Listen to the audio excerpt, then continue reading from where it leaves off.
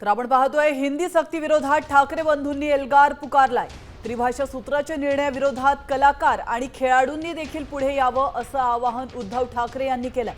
तर 6 जुलैच्या मोर्चाला कुणाचा पाठिंबा मिळत नाही, मोर्चात कोण येत नाही ते बघतोच अशा शब्दात राज ठाकरे कडाडलेत।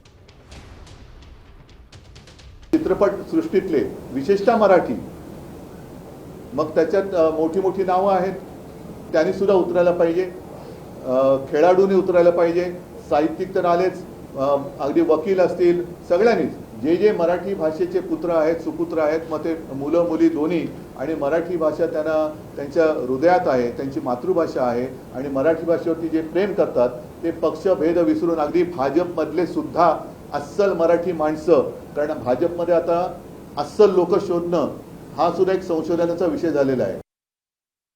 हा जो कट आहे याला कटच म्हणेन मी, महाराष्ट्राचं मराठीपण हे घालवण्याचा जो कट आहे हा उद्ध्वस्त करण्यासाठी मला असं वाटतं तमाम सर्व मराठी बांधवांनी, भगिनींनी, मातांनी, त्या विद्यार्थ्यांनी, सर्वांनी त्या मोर्चामध्ये सहभागी व्हावं अशी माझी त्यांना सर्वांना विनंती आहे।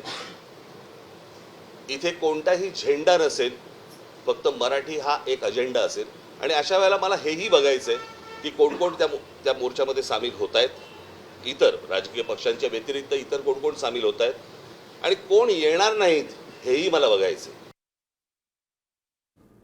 आता isakal.com आहे देशातील नंबर 1 ची मराठी न्यूज वेबसाईट। प्रत्येक अपडेटसाठी isakal.com ला नक्की भेट द्या।